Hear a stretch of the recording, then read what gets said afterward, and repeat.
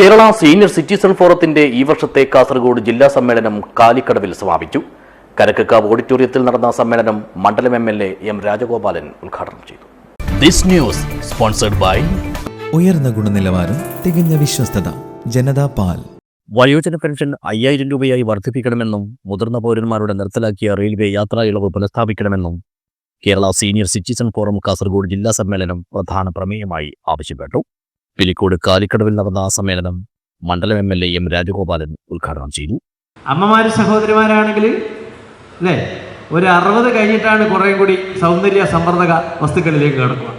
അതിന് കുറേ മനഃശാസ്ത്രപരമായ കാരണങ്ങളുണ്ട്. കാരണം ഒരു ഫ്രീഡം. രാഷ്ട്രീയത്തിലാണെങ്കിൽ ഒരു 60 വയസ്സ് കഴിഞ്ഞാലാണ് പലർക്കും താരോദയം. അപ്പം അതുകൊണ്ട് വയസ്സൊരു വിഷയമല്ല, നമ്മുടെ യുവത്വം കാത്തു സൂക്ഷിക്കുക എന്നുള്ളതാണ്. അതല്ലേ ഇതിനു മുമ്പ് മഹാകവി പാടിയത്. അപ്പോൾ കൃത്യമായും നമുക്കങ്ങനെ ഒരു ആഹ്ലാദ നിർഭരമായ വളരെ അഭിമാനകരമായ നിരവധി മുഹൂർത്തങ്ങൾ സമ്മാനിക്കാൻ നമുക്ക് കഴിയും. അതിന് പറ്റിയൊരു സാമൂഹ്യ അന്തരീക്ഷം ഇതര സംസ്ഥാനങ്ങളിൽ നിന്ന് വ്യത്യസ്തമായി കേരളത്തിനുണ്ട്.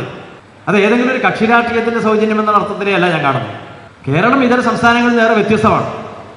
നമ്മുടെ ഉയർന്ന സാക്ഷരത, ഉയർന്ന സാംസ്കാരിക ബോധം, ഉയർന്ന രാഷ്ട്രീയ പ്രബുദ്ധത, അങ്ങനെയെല്ലാമുള്ള അനുകൂലമായ ഘടകങ്ങളുണ്ട്. ചടങ്ങിൽ ഫോറം ജില്ലാ പ്രസിഡന്റ് ടി അബൂബക്കർ ഹാജി അധ്യക്ഷനായി. ജില്ലാ panchayat standing committee chairman M Manu, Pilicode ഗ്രാമപഞ്ചായത്ത് vice president V Chandramathi, M Gangadharan, Ratnakaran Plathanam, YMC Chandrasekharan എന്നിവർ സംസാരിച്ചു. സമ്മേളനത്തിന്റെ ഭാഗമായുള്ള ജനറൽ കൗൺസിൽ യോഗം കണ്ണൂർ സർവകലാശാല മുൻ വൈസ് ചാൻസലർ ഡോക്ടർ ഖാദർ മാങ്ങാടും വയോജന സംഗമം സിനിമ സീരിയൽ താരം ഉണ്ണിരാജ് ചെറുവത്തൂരും ഉദ്ഘാടനം ചെയ്തു.